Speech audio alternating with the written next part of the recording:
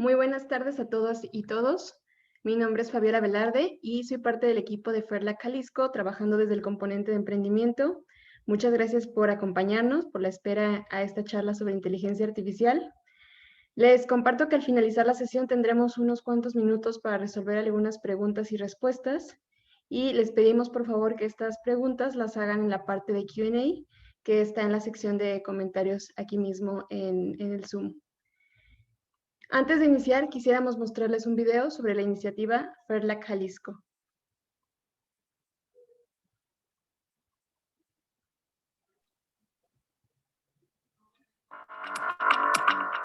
Ferlac Jalisco es una iniciativa liderada por el Banco Interamericano de Desarrollo, el Tecnológico de Monterrey en Guadalajara, el Gobierno de Jalisco y C-Minds.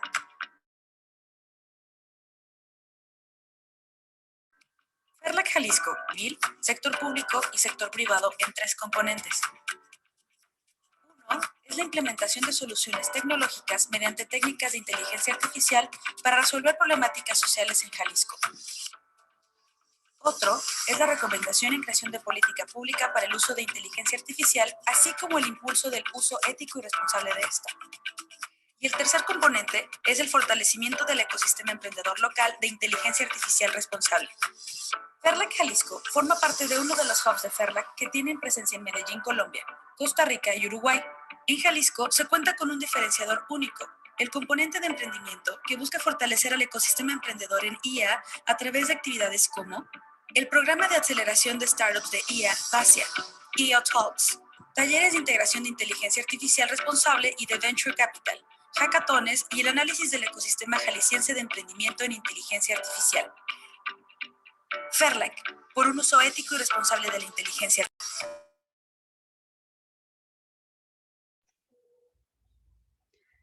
Muchas gracias. Y bueno, para dar inicio con esta charla, quisiéramos darle la bienvenida a nuestra speaker del día de hoy. Ella es Alejandra Pedrosa, trabaja como redactora técnica junto con ingenieros de software, ingenieros de control de calidad, diseñadores de UX, ingenieros DevOps y gerentes de proyectos para construir la mejor solución tecnológica siguiendo metodologías ágiles. Es responsable de crear la documentación para todas las fases del ciclo de desarrollo del software y tiene experiencia trabajando como periodista e investigadora de temas de ciencias sociales a través de técnicas de minería de datos. Es egresada del Centro Universitario de Ciencias Económicas Administrativas y en esta charla nos va a explicar de dónde surgió la idea y el reto que ha sido este proyecto del Violentómetro Online, que utiliza inteligencia artificial para detectar discurso de odio contra las mujeres en línea. Bienvenida Alejandra, el micrófono es todo tuyo. Muchas gracias por la bienvenida, gracias por estos espacios. Voy a compartir pantalla para iniciar la presentación.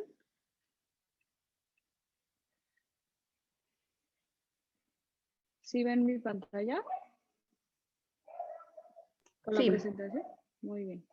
A ver, voy a... Un momento, por favor. Me voy a cambiar de pantalla para no estar volteando de un lado y a otro. Y...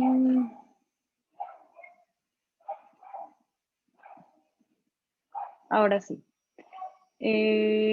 Pongo en modo presentación. Y pues bueno, muchas gracias nuevamente. También gracias a los asistentes y a las personas que nos acompañan y que les interesó esta plática, este tema. El tema es para hablar a grandes rasgos sobre el proyecto que hicimos para implementar inteligencia artificial contra violencia de género. El proyecto actualmente es una página que la vamos a ver en la cual podemos meter texto y nos detecta si nuestro texto pues incurre en violencia de género o no. Pues quisiera comenzar con esta pregunta. ¿Sabían ustedes que quizá han ejercido violencia contra alguna mujer y ni siquiera se dieron cuenta? Y esto ni siquiera es cuestión de pensar en género, ¿no? No es ni siquiera hombres contra mujeres. Es en general, las personas muy probablemente hemos sido victimarias y si somos mujeres es muy probablemente que hemos sido víctimas. Una de las principales violencias que ocurren todos los días y que son parte de nuestra vida cotidiana es la violencia verbal. Esta violencia verbal, al estar inmiscuida en nuestra cultura y en nuestro discurso diario, pues ocurre de maneras casi imperceptibles. A mí me pasó que incluso, y me pasa todos los días, que me doy cuenta que estoy, pues de alguna manera, emitiendo discurso de odio o emitiendo agresiones verbales contra mujeres y me llega hasta después. Por ejemplo, cuando vamos manejando y vemos a un carro que se mete de una manera muy limpia, decimos, ay, tenía que ser mujer, ¿no? O le decimos, ay, pareces vieja, o ay, lo haces como niña, o no llores como niña, y etcétera. Y bueno, así todos los días. Otra cosa, por ejemplo, cuando vemos mujeres de cierta edad y para cuándo los hijos o y no piensas casarte y etcétera, lo que pues las estamos poniendo en estereotipos que de alguna manera han segregado y han dañado al género femenino. Cuando me di cuenta de esto, pues a mí me gustaba hacer conciencia y pensé en cómo puedo contribuir a esto, ¿no? Y de alguna forma fue que empecé con este proyecto de un sistema para detectar discurso de odio contra mujeres a través de procesamiento del lenguaje natural, o también como se le conoce, Natural Language Processing. El procesamiento del lenguaje natural es un campo de la inteligencia artificial o de la ciencia de datos que implica analizar el lenguaje humano. Puede ser, discurso en texto, puede ser hablado. Por ejemplo, Alexa y todos estos sistemas de voz llevan atrás procesamiento del lenguaje natural. Otras de detección de texto también llevan atrás procesamiento del lenguaje natural. En esta plática, pues a mí me gustaría platicarles desde el inicio de cómo surgió la idea, algunas decisiones que se han tenido que tomar, aha moments, aprendizajes que he experimentado. También platicarles en qué consiste este proyecto, un poco meternos al algoritmo, a cómo se conformó y los cambios técnicos que hemos hecho, dificultades personales y también dificultades técnicas y los retos actuales en los que se encuentra este proyecto. Entonces, va a ser una charla en donde sí va a haber, pues, platicar desde mi experiencia personal y de cómo ha sido este trayecto, y también un poco meternos en la solución y entenderla y ver en qué estatus estamos. Pero para iniciar a contarles, pues me tengo que ir al origen y todo empezó cuando yo me desempeñaba como reportera en periódicos locales. Yo estudié periodismo como mi licenciatura y ejercí como reportera. Entonces, como reportera, me tocó cubrir y me gustaba bastante meterme a temas encaminados a derechos humanos, por ejemplo, y entre esos también encontraba bastante temas sobre derechos para mujeres y me tocó cubrir historias relacionadas al género. Desde temas sobre equidad y la falta de garantía de derechos a mujeres hasta temas ya pues de violencia y casos extremos como esta historia que les muestro que publiqué, en donde una chava de Tlajomulco fue lamentablemente asesinada por su esposo. Esto ocurrió en la cocina de su casa y sus 5 hijos estaban ahí, lo vieron todo. De hecho, se sabe la historia y se sabe cómo ocurrió porque sus hijos lo vieron y pudieron dar feo testimonio de lo que ocurrió. Recuerdo que esa vez pues fui a Tlajomulco y de regreso venía manejando y yo pensaba, quisiera sí dar fe de los hechos y consignarlos porque es lo que me toca, pero también pensar en cómo hacerle para que si años después estos 5 hijos ven la nota, no les va a faltar el respeto, ¿no? Entonces, toda esta serie de acercamientos que tuve al fenómeno que estamos viviendo actualmente, y a la situación del género femenino, me hizo pues sensibilizarme y entenderlo desde cierta perspectiva. Pero no solo entenderlo, llegó un punto en el que pensé, ok, más o menos me estoy dando cuenta cómo ocurren las cosas. Me estoy dando cuenta que yo incurro en reproducción de estereotipos y también no me quisiera quedar ahí. Quisiera aportar de algún modo, ayudar a la reducción de todo esto que estamos viviendo. Y era como un gusanito que yo traía, ¿no? Después, también siendo periodista, en esta misma etapa, me gustaba mucho meterme a temas de datos. Me gustaba meterme a los datasets del INEGI, a los datasets de gobierno abierto, meter solicitudes de transparencia y así publiqué varios reportajes, algunos extensos, de largo aliento, que salían a partir de los datos que yo, pues que obtenía, los procesaba en Excel y, digamos, sacaba algunos filtros, algunos cálculos o etcétera, y de ahí salían algunas notas. Por ejemplo, esta del Instituto de Pensiones de Jalisco, en el cual descubrí que tenía bastante dinero de los trabajadores del Estado en bancos en Suiza sin transparentar, o esta en la que cotejé nombres a los cuales se les había dado becas millonarias para ir a estudiar en el extranjero y resulta que eran familiares o personas con vínculos políticos con actores de la Universidad de Guadalajara. Entonces llegó un punto en el que Excel pues ya no me dio. De hecho, me acuerdo que una vez incluso hasta le tuve que pedir al chico de sistemas del periódico que si me ayudaba porque mi computadora se me trabó y además yo quería hacer como unos filtros más complejos y hacer como juntar tablas muy grandes y cosas así, y pues ya no se pudo, ¿no?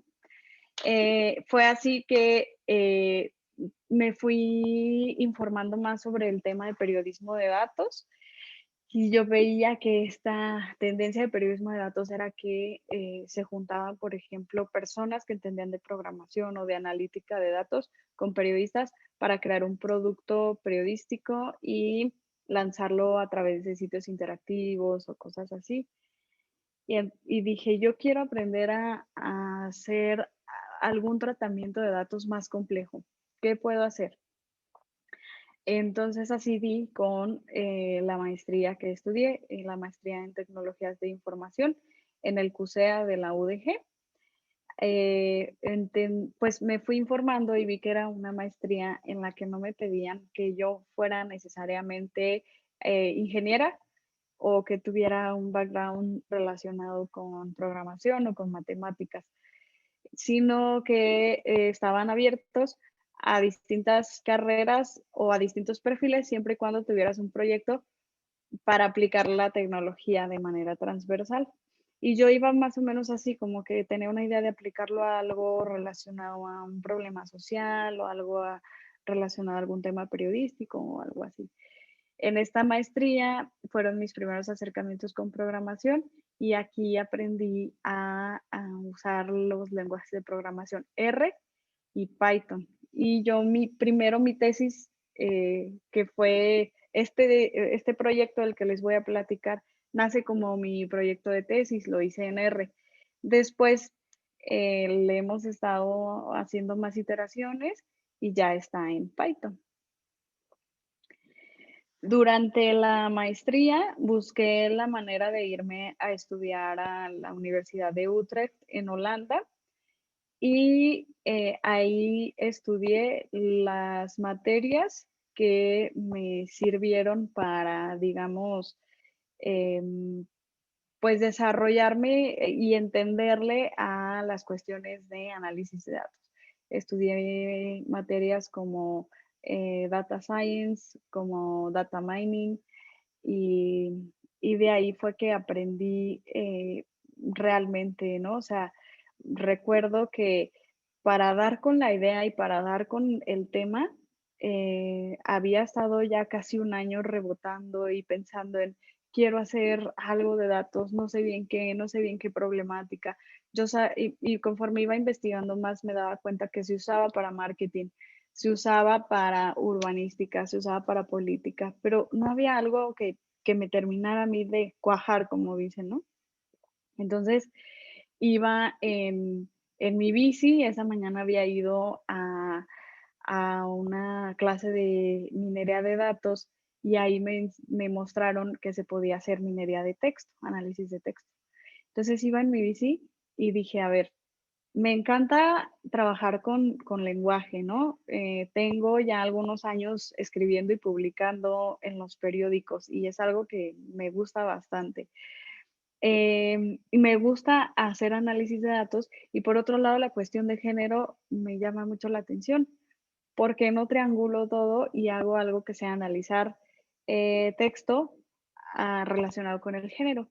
Y llegando a casa, iba en la bici y llegando a casa ya quería llegar y le avisé a mi director de tesis, él estaba en México y le mandé un mensaje de voz y le pregunté si era algo, o sea, como que si esta idea que tuve tenía algo de sentido, se podía trabajar. Y me dijo que sí. Entonces fue así como surge este proyecto. Y bueno, yo ahorita lo cuento como una anécdota y suena muy, pues como una anécdota muy satisfactoria, ¿no? Y tenemos aquí la ilustración y se ve muy bonita y etcétera. Pero en realidad fue uno de los episodios que más me han costado trabajo para este proyecto y yo pudiera decir que pues en mi vida profesional académica en general.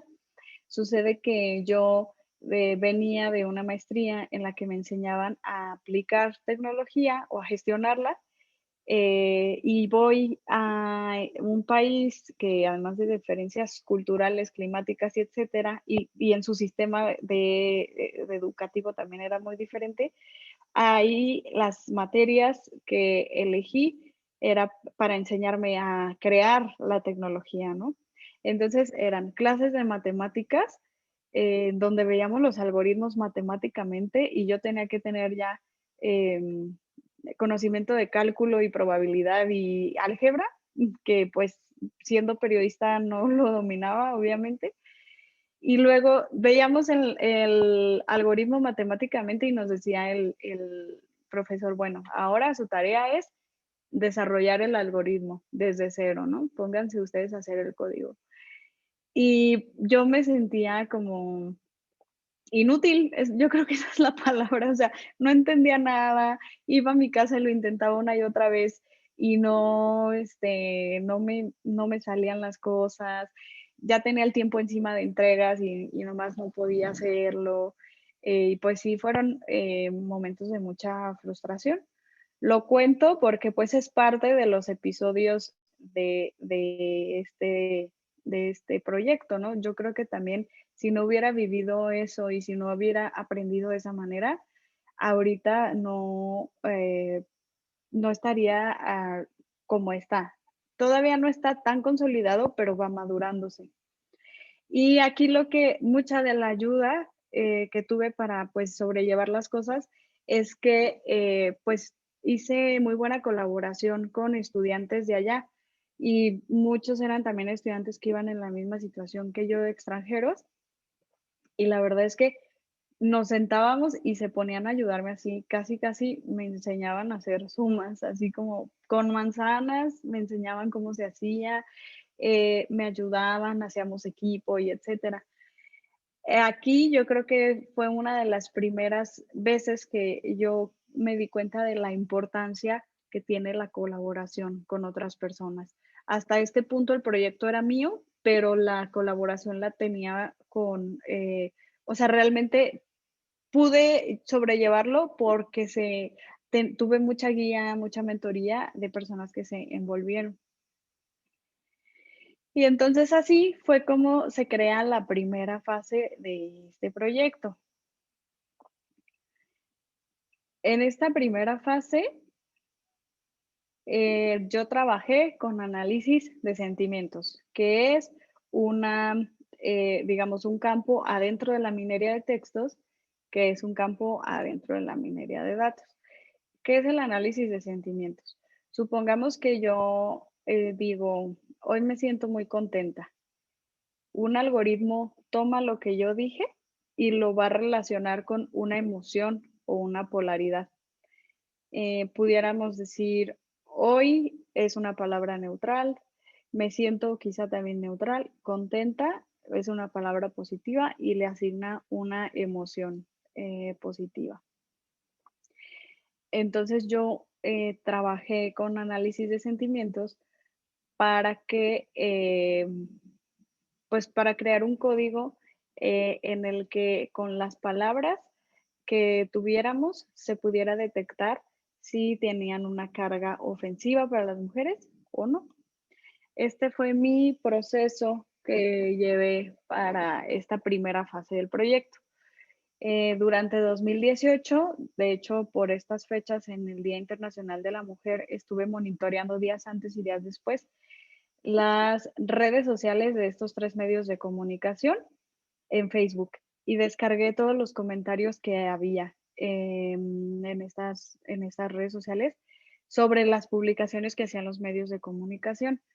Después lo sometí a un análisis en el cual distinguía las palabras con polaridad negativa, las palabras ofensivas, groserías, y también hice algún análisis estadístico básico de frecuencias, repeticiones, etcétera. Ya que tenía estas palabras, construí un lexicón. ¿Qué es un lexicón? En análisis de sentimientos, una herramienta muy útil para poder llevarlo a cabo es un diccionario que se le llama lexicón. Si nos imaginamos 2 columnas, una columna tiene una lista de palabras y la otra columna nos da como si fuera un diccionario, pero en vez del significado, nos da por cada palabra el sentimiento que conlleva o al sentimiento que está relacionado o la polaridad, si es una palabra negativa, si es una palabra que demuestra enojo, etcétera. Entonces, ya como en términos de analítica o de algoritmo, si le metemos datos nuevos, el algoritmo va a comparar mis datos nuevos con mi diccionario y me va a decir, ok, para estos datos, este texto nuevo, esta es la polaridad o estas son las emociones. Se usa bastante en política, por ejemplo, para conocer la opinión de candidatos. Si los candidatos, si la opinión acerca de un candidato está relacionada a miedo, a preocupación, etcétera. Entonces, yo tenía mi lista de palabras, pero yo por mi ocurrencia no iba a poder decir, ay, son negativas, o esta palabra es ofensiva, o esta palabra tiene este grado de grosería, por decirlo así, o de agresión. Lo que hice fue que lo distribuí a través de Google Form y obtuve la codificación de 65 personas anónimas que me ayudaron a hacer pues sí, ponerle la codificación de qué tan ofensiva era o con qué sentimientos se relacionaba. Y bueno, algunas de las cosas que me encontré fue que las palabras más comunes son vieja, pinche y puta, o que, por ejemplo, aquí vemos tráfico ZMG, es el medio de comunicación local que analicé, tiene más variedad de majaderías. Tiene algunas como zorra o culera o cabrona que no presentaron el medio nacional, que es Aristegui, ni el internacional, que es CNN en español. Y aquí ya vemos, en CNN aparece boluda, que en tráfico ZMG y en Aristegui Noticias no aparece, pues por razones geográficas, ¿no? Las palabras que más se repiten se ven en esta nube, son las que están más remarcadas, mujer, hombre y género. Aquí aparece sin la E porque uno de los procesos por los que hay que meter a las palabras, o tatuaje también es así la E, uno de los procesos en los que hay que meter a las palabras antes de analizarlas es llevarlas a su raíz, se llama lematización. porque si por ejemplo tenemos tatuaje, nos podemos referir a tatuajes, tatuaje, tatuajería o no sé, como así distintas. Y si te quedas solo con la raíz, le quitas memoria a tu procesamiento y usas esa raíz por todas las demás palabras que se pueden derivar de ahí. Cuando vemos las palabras más, ya estas son ya palabras con polaridad negativa que más se repiten, pues ya nos encontramos, por ejemplo, feminazi, corrupción, mal, pedo, vieja, machismo, machista, etcétera. Y finalmente, el nuevo lexicón incluye estas palabras. Recuerdan que les dije que un lexicón es como un diccionario en el cual les metemos las palabras para que se analicen. El aporte aquí fue que un lexicón va a funcionar mejor si está adaptado al dominio del que estás hablando. Es decir, que si yo tengo mi diccionario y este diccionario incluye palabras que son propias de las agresiones verbales contra mujeres, es más fácil que me los detecte a que si tengo un diccionario que quizá es del dominio del fútbol, ¿no? Porque un diccionario para fútbol va a funcionar mejor si tiene palabras que se usan en ese dominio. Y en este caso, durante mi investigación, pues me di cuenta que no había lexicones enfocados a agresión contra mujeres y en español. Y esto fue lo que resultó. Y bueno, con esto pues ya me defendí mi tesis, llevamos bocadillos, creo que tomamos alguna copa de vino o algo así, todo muy, terminamos el trámite para lo que me había servido esa tesis, pero pues yo seguía con las ganas de no dejarlo. Y también muchas personas me preguntaban como, oye, pero ¿de qué va tu trabajo? ¿Y qué más has hecho? ¿Y qué más vas a hacer? Y entonces, pues pasaron ahí unos meses, pero yo quería continuar. Y resulta que vi una convocatoria de una comunidad que se llama Data Lab Community, de aquí de Guadalajara, en la que lanzan un concurso que se llama Social Data Challenge para que desarrolles un proyecto de ciencia de datos con impacto social. Y pues me apunté, ¿no? Les dije a dos compañeros de mi trabajo, de la empresa en la que trabajo, Wiseline, que si querían participar. Lili Vadillo, ella es Data Scientist, e Iván Galaviz es Software Engineer. Entonces aquí, pues formamos un equipo multidisciplinario y es con quienes actualmente sigo trabajando en este proyecto. Entonces, la primera fase, pues la hice como parte de mi tesis, pero ya aquí ya es, ustedes van a que ya este trabajo ya en equipo entre los tres. Y pues obviamente se potencializó la capacidad y los resultados, ¿no? Realmente lo que hicimos, lo que hemos hecho, lo hemos hecho en pocos meses, cada uno con su expertise, aportando ideas. Y aquí también en esta parte me gustaría hacer énfasis en el valor que encuentro en trabajar en colaboración y con equipos multidisciplinarios, porque ayuda pues a las ideas se llega mejor cuando creo que son como rebotadas y aportadas entre varias personas, e incluso para validar los pensamientos que tenemos o validar lo que nosotros queremos hacer, ¿no? Que nos den retroalimentación, también poder dar retroalimentación. Y es una proactividad y es como un intercambio muy padre. En esta segunda fase del proyecto ya le metimos Machine Learning. En el otro era análisis de sentimientos. Acá ya es Machine Learning. Que bueno, en grandes rasgos, Machine Learning es decirle a un algoritmo que aprenda algo. Por ejemplo, no te cruces si está rojo el semáforo. Y el algoritmo lo repite, ok, no te cruces si está rojo el semáforo, no te cruces si está rojo el semáforo.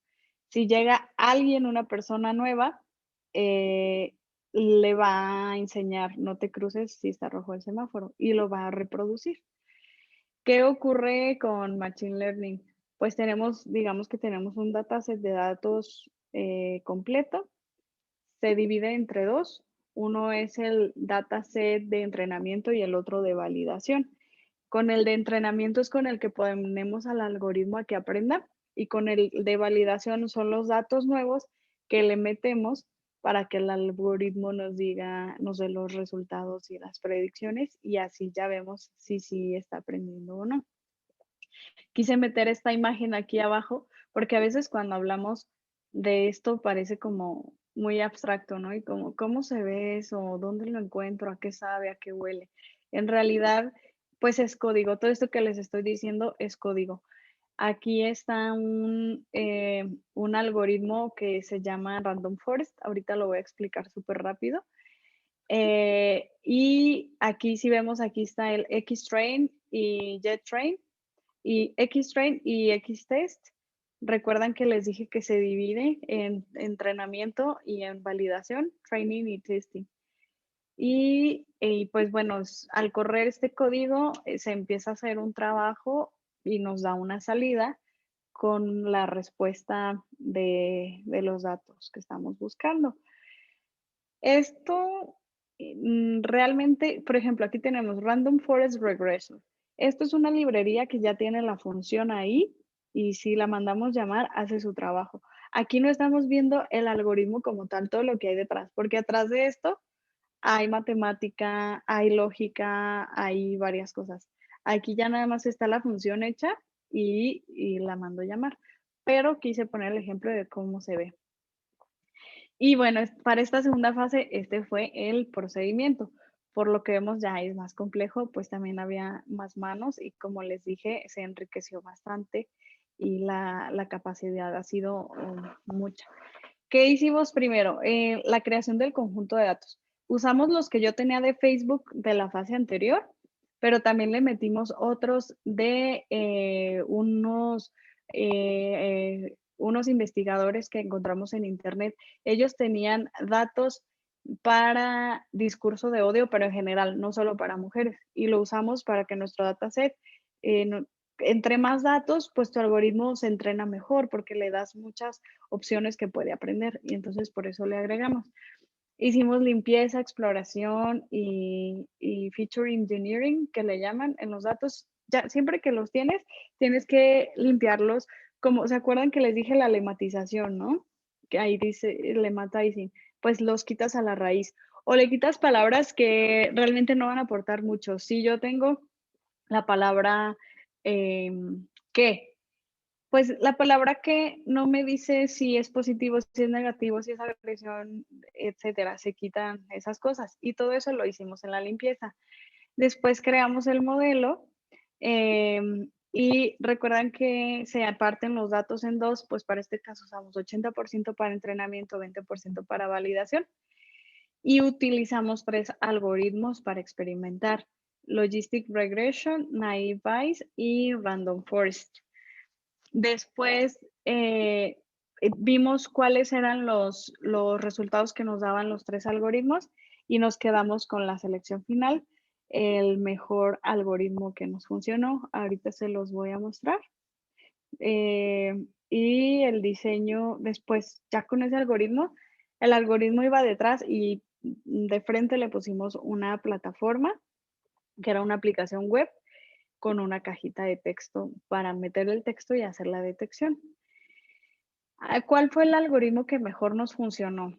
El algoritmo que mejor nos funcionó fue uno que se llama Random Forest. Lo voy a explicar también así como a grandes rasgos. El Random Forest es un conjunto de árboles de decisión. ¿Y qué es un árbol de decisión? A mí me gusta compararlo con las revistas que están en la fila del cajero del súper, ¿no? Como Tú, Eres, creo que TV Notas. a veces tienen unos test y que nos dice, ¿te gusta la comida dulce? Y tú decides sí, no. Entonces, si te vas a la comida dulce, sí. ¿Te gustan las gelatinas o los pasteles? Y luego decides los pasteles. Y al final te da una salida, ¿no? Un resultado. Bueno, así funciona un árbol de decisión, que es un algoritmo que se usa en Machine Learning. Pero el Random Forest son muchos árboles de decisión. Entonces, al final lo que se hace es, de todas las salidas, se hace como una votación y la mayoría es la salida final. Y este fue el algoritmo que mejor nos funcionó. Incluye, podemos pensarlo como, ¿incluye violencia de género? Sí, no, sí, no, sí, no, sí, no. Y al final era la salida que nos da del pedazo de texto que le metemos para analizar. Y bueno, estas son ya como cuestiones técnicas del modelo, porque pues en un algoritmo hay muchos parámetros que hay que tunear o ajustar, y en este caso, que si cuántos árboles, que si cuántas veces va a iterar para tomar una decisión, etcétera. Entonces, con todo eso fuimos experimentando. Pues ahorita no me voy a detener, pero estos fueron los resultados. Si alguien quiere conocer más, con gusto me pueden escribir en LinkedIn y ahí pues nos ponemos más rudos con los números. Y bueno, el score que obtuvimos fue 0.83 sobre 100, que en Machine Learning es un score aceptable. La plataforma a este punto es una plataforma beta y se ve más o menos así. Es simplemente una caja de texto, se mete un mensaje y nos da una salida de si tiene discurso de odio contra mujer o discurso de odio en general, o si no tiene discurso de odio. ¿Cuáles son nuestros retos? Bueno, porque ahorita pues ha sido un trabajo de muchos años, hemos pasado muchas cosas, han sido horas y desvelos, ya como ya les platiqué al inicio, era frustración, han sido satisfacciones. En el concurso de Social Data Challenge ganamos el tercer lugar y bueno, han pasado muchas cosas, pero todavía es un proyecto que seguimos trabajando, se sigue madurando y sobre todo pues que es un proyecto que tenemos en nuestros tiempos libres, ¿no? Nos juntamos los fines de semana, trabajamos un poco, también a veces entre semana, pero realmente pues por eso también avanza poco a poco. Pues uno de los retos es la capacidad de cómputo, porque el algoritmo con el que hasta este punto tenemos mejores resultados, nos dio, pero nos falta experimentar con algoritmos más avanzados que en nuestra computadora ya se trababa, ¿no? Entonces necesitamos alguna instancia en la nube que nos ayude y que tenga más capacidad para poder llevar estos procesamientos de análisis, etcétera. También es que trabajamos con herramientas gratuitas. La página la desplegamos en un host gratuito, todo ha sido gratuito y sabemos que si le metemos herramientas pues sí, que cuestan, podemos acelerar el proceso y obtener mejores resultados. Como instancias en la nube, hay instancias que ya hacen estos análisis, por ejemplo, y a lo mejor nos puede ayudar. Y queremos ir hacia las redes neuronales. Ahorita estamos en Machine Learning, pero el análisis de lenguaje es muy complejo porque el lenguaje natural de los seres humanos tiene matices. No hay realmente, a, a menos que sean como palabras muy textuales, pudiéramos decir si es violencia o no. E incluso usando palabras textuales, a lo mejor puede ser sarcasmo, a lo mejor puede ser que un cariño, ¿no? Que te tengo tanta confianza que, que te digo X o Y palabra. O también puede ser que son palabras agresivas, pero no significa que haya un interlocutor o un receptor de esa agresión. A lo mejor yo nada más digo chingado porque me torcí el pie. y no porque estoy molesta por alguna situación o algo. Entonces, todo eso, ahorita el algoritmo todavía no nos da para llegar a esos rinconcitos. Y algún tema más complejo como redes neuronales, si nos pensamos que pues puede ser un mejor approach, lo estamos aprendiendo para implementarlo y también queremos probar la usabilidad. Realmente tenemos este sitio web por ahora, pero no hemos validado que sea realmente lo que el mejor producto para una implementación de este tipo y para que realmente se cumpla el objetivo que es reducir la violencia verbal contra las mujeres. Puede ser que a lo mejor nos encontramos con que lo mejor un plugin que nos esté analizando o una aplicación móvil, no lo sabemos todavía. Y bueno, ¿por qué continuar? Les digo todo lo que nos falta hacer y tenemos muchas ganas de seguir haciéndolo. Como les dije, nuestro tiempo libre no es negocio, no sale dinero de ahí, pero estamos convencidos que es una labor que hay que continuar. ¿Y por qué? Bueno, este es solo un ejemplo de muchos que hay. No sé si recuerden a Ingrid Escamilla, hace poco se cumplió un año de su asesinato. Su pareja la asesinó, cometió feminicidio y para intentar ocultar los hechos, intentó poner en el retrete algunos de sus restos. Entonces, por eso se viralizó bastante el caso y en las redes sociales encontré pues algunos comentarios como este, ¿no? Eh, Vieja loca, y yo hubiera hecho lo mismo. eh, la dejó en los puritos huesos. Y aquí podemos ver que sí, la mayoría de las agresiones vienen de hombres, pero también hay mujeres, no es cuestión de un solo género, que ella tiene la culpa, mujeres dejen de ofrecerse, y el hombre llega hasta donde la mujer quiere, y etcétera. Y bueno, las cifras es que en todo el mundo, 3 de cada 10 mujeres han sufrido algún tipo de violencia. En México, 6 de cada 10 mujeres. Y en Jalisco es todavía más. Somos 7 de cada 10 mujeres que hemos sufrido algún tipo de violencia. Y por violencia, pues nos referimos a violencia física, en la que hay movimiento y daño físico, violencia emocional, como ahorita que hablamos de ghosting y cosas así, manipulaciones, etcétera. Violencia verbal, como ya vimos, violencia económica, y pues aquí se incluye también en discriminación en el plano laboral o la disparidad de sueldos y violencia sexual, que de pronto hemos estado acostumbrados a que pareciera normal que lo que decían que al hombre se le tiene que cumplir o que cómo lo vas a dejar así y estás ahí algunas veces sin querer estarlo, ¿no? Y bueno, en la máxima manifestación de violencia contra la mujer es el feminicidio y pudiéramos decir, pero pues también a los hombres los matan, es algo que se escucha bastante. Sí hay violencia contra los hombres, pero ocurre en contextos muy diferentes. En estos casos hablamos de violencia de género cuando no hay un móvil de por medio, cuando no hay un intento de secuestro o de robo o un ajuste de cuentas de narco o etcétera. Con los hombres va más o menos por ese lado. Acá no hay móvil de por medio. ¿Qué ocurre?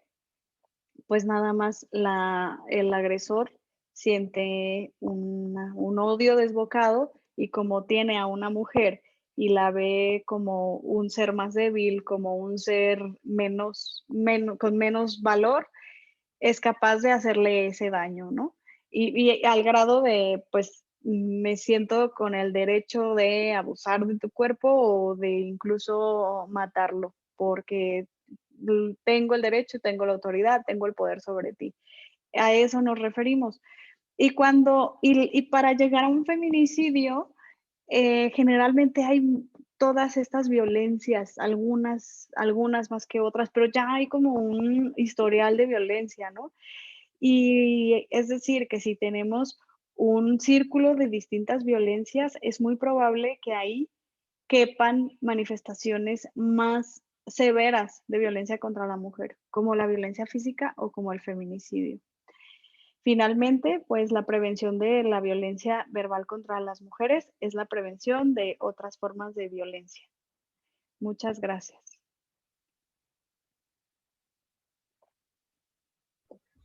Ale, muchísimas gracias. Súper interesante, la verdad, tu trabajo y toda tu labor. Y bueno, si tuviéramos chance, tenemos unas cuantas preguntas aquí. ¿Te las puedo pasar? Sí, claro que sí. Genial. Bueno, te agradecen también que está muy interesante esta iniciativa que has desarrollado. Y una de las preguntas es, cuando dices que seleccionaron el modelo que mejor les funcionó, ¿cómo definían qué es funcionar? Y Ah, se comparaban el resultado con la clasificación manual de los textos. ¿Quién hace esa clasificación manual? Ese es como un poco el contexto de la pregunta. muchas gracias. El, Al hacer Machine Learning, uno de los últimos pasos que se hace siempre es medir unos scores o puntajes que nos da el mismo algoritmo, ¿no? Hay distintas formas de hacer estos puntajes y es como un tema en sí mismo, hay como un montón de literatura al respecto. Pero al final lo que se hace es se comparan los puntajes. Hay puntajes que nos dan mayor precisión, hay otros puntajes que nos dicen cuáles son falsos positivos o cosas así, y tú comparas. Y el que te da mejor puntaje es el que dices, este algoritmo me queda mejor. Para saber qué mejor algoritmo, pues hay, eh, ¿se acuerdan de los parámetros que les dije? Bueno, hay que a ver qué parámetros funcionan, hay que ver qué algoritmo funciona y etcétera. Genial. Bueno, tengo otra pregunta aquí, es ¿cómo pasaste del texto a algo que pueda recibir este bosque, este random forest que mencionaste? Ok. Cuando les mostré como el procedimiento, al inicio teníamos como una fase de recolección de datos, después una de limpieza y algo así, ¿no? En esa fase, lo que se hace es que se preparan los datos para poder meterlos al algoritmo. Además de hacerse limpieza, por ejemplo, se les quitan puntuaciones, signos, se deja la palabra sola. Y también otra cosa que se le puede tunear al algoritmo, por decirlo así, es que si quieres que te analice por palabra sola o por conjuntos de 2, 3 o 4 palabras. Y así es como, ya que le dices, ok, analízame por 3 palabras, el algoritmo te analiza el conjunto de las 3 palabras y ya te dice, con el árbol de decisión que vimos, te dice si es agresión o no es agresión. Genial.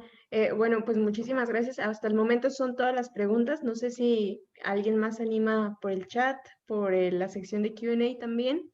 Pero bueno, nuevamente agradecerte muchísimo, Ale. Creo que es un proyecto increíble que ahorita en el marco del Día de la Mujer hace más ruido, pero realmente es algo que todo el año y todo el tiempo tenemos que fomentar, ¿no? Estas prácticas para la prevención de la violencia. Así es, pues al contrario, muchas gracias a ustedes por este espacio, gracias porque permiten estos diálogos que creo que son un buen detonante para ejercicios de introspección y de cambio y gracias a todas las personas que se conectaron. No, pues a ti, nada más, bueno, hay una felicitación de parte de Fernando Carrillo, que creo que lo conoces, y dice felicidades por continuar con este proyecto que te apasiona tanto. Y acaban de poner una pregunta más, que es, ¿podrías mostrar la herramienta e interpretar los resultados? Eso, no sé, creo que sería complejo. Sí, es que ahorita como fue un sitio beta, creo que ahorita no está funcionando y el link no lo tengo a la mano, pero quien fue que tiene esa curiosidad, Si me buscan en LinkedIn, ahí nos ponemos de acuerdo y lo echamos a andar. Padrísimo. Pues muchísimas gracias, Alejandra. Gracias a todos los asistentes que también estuvieron aquí durante la sesión. Nada más, sí, perfecto. Te desean mucho éxito y muchas gracias por esta intervención. De todas maneras, esta grabación la vamos a subir a Facebook y a YouTube también para que puedan consultarla después. Y bueno, muchas gracias y nos vemos pronto, Ale. Al contrario, muchas gracias. Que pasen buenas noches. Buenas noches. Bye.